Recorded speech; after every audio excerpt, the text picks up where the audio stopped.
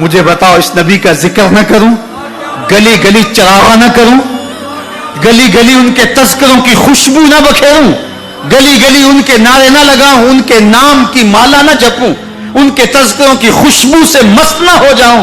کائنات کے اندر جتنا چراغا ہے آمنہ کے لال کے قدموں کا صدقہ ہے ساری۔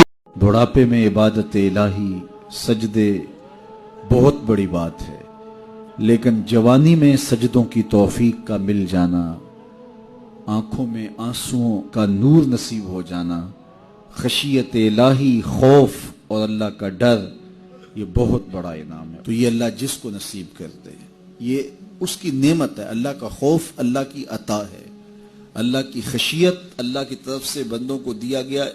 اللہ کے محبوب علیہ السلام سے پوچھا گیا کہ سب سے اچھا ایمان کس کا ہے؟ فرمایا سب سے اچھا اور کامل ایمان اس کا ہے جس کے اخلاق اچھے، جو بات اچھی کرتا ہے، جو لوگوں کے برائیوں کی ٹو میں نہیں رہتا، جو لوگوں کو اذیت نہیں پہنچاتا۔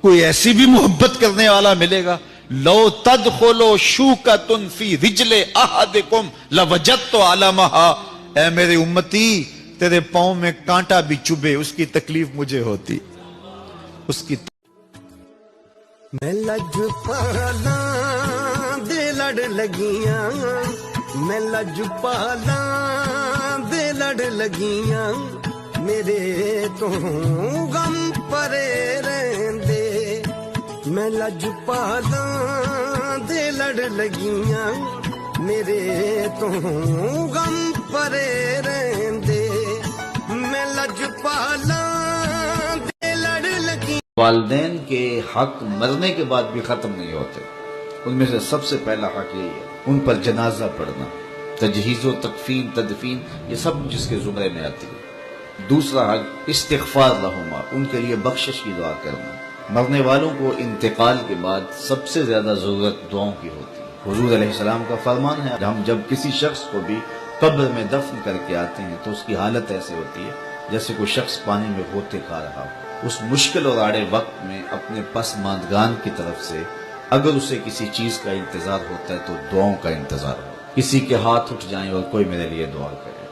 ابھی سے سوچ لو انجام اپنی طوطا چشمی کا، قبر میں تم کو بھی ضرورت ہوگی دعاؤں کی۔ اور میں کہتا ہوں کہ اولاد اگر عالم دین ہے تو وہ علم نفع بخش ہے، ماں باپ کو قبر میں نور اور روشنی کا ذریعہ ہے۔ تیسرا حق ماں باپ کا ان کے انتقال کے بعد جو اولاد کے ذمہ ہے ان کے وعدوں۔ فرمایا جب کوئی شخص توبہ کرتا ہے اور اللہ کی حضور پلٹ کے آتا ہے، گناہوں سے معافی مانگ کے اس کی دہلیز پہ آتا ہے، میرے حضور نے فرمایا اللہ اس سے بھی زیادہ خوش ہوتا ہے کہ میرا بندہ میری چوکھٹ پہ آ گیا۔ تو وہ یہ چاہتا نہیں کہ اکبر الہ آبادی نے کہا تھا نا، کیا بتائیں احباب کیا کار نمایاں کر گئے، بی اے کیا، نوکر ہوئے، پینشن ملی اور مر گئے۔ یہ مقصد نہیں زندگی کا، یہ ہماری ذیلی ضروریات ضرور ہیں لیکن مقصد زندگی کا نہیں ہے۔ اور یہ روز اللہ کی بارگاہ میں وہ دعا کرتا ہے اہدنا الصراط المستقیم، مالک مجھے مستقیم سیدھی راہ کی ہدایت عطا کر دے۔ اور جس کے پاس یہ نہیں ہے وہ بھٹکا ہوا۔ اللہ فرماتا ہے مجھے شرم آتی ہے ان کے اٹھے ہوئے ہاتھ خالی کیسے موڑو، جب انہوں نے مجھ سے مانگا ہے تو میں نے بھی نہ دیا تو کون دے گا۔ میں ایک سادی سی بات کرتا ہوں، اتنے زیادہ بولنے سے بہتر ہے خاموش رہو، خاموشی میں نجات بھی ہے ثواب بھی ہے۔ زیادہ بولنے والا جھوٹ بھی بول لیتا ہے، زیادہ بولنے والا گالی گلوچ اور سب و شتم پر بھی اتر آتا ہے، زیادہ بولنے والا۔ میرے حضور نے 3 چیزیں قسم کر کے کہی، اگر کوئی شخص کسی کو معاف کر دیتا ہے تو اس کی عزت کم نہیں ہوگی، میں محمد اللہ کی قسم اٹھاتا ہوں۔ دوسری بات میرے حضور نے فرمائی کہ جو شخص مانگنے لگ جاتا ہے، سوال کا دروازہ کھول لیتا ہے، اللہ اس کے لیے محتاجی کا دروازہ کھول دیتا ہے، اس کی کبھی کمی پوری نہیں ہوتی۔ اور تیسری بات میرے حضور نے قسم کر کے کہی، ما نقص مال عبد من صدقہ، کہا میں اللہ کی قسم اٹھا کے کہتا ہوں کہ صدقے سے مال کم نہیں ہوتا، صدقے سے مال گھٹتا نہیں ہے۔ تو ایک تو مال بھی نہیں گھٹے گا، یہ ضمانت کس کی ہے؟ میری نہیں ہے، یہ رسول اللہ کی ضمانت ہے۔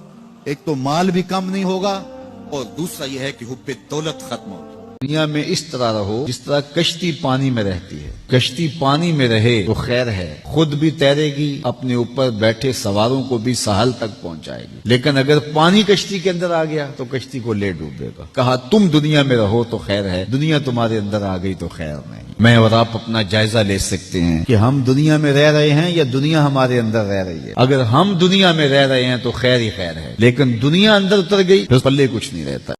آپ کے اندر ٹھنڈ اترے گی اس حدیث کے سنتے ہی، اور آپ اگر غریب ہیں تو غریبی پہ ناز کریں.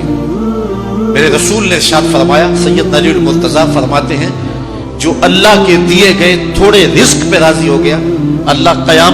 حضور نے فرمایا کہ میں قرآن مجید کی ایک ایسی آیت جانتا ہوں، اگر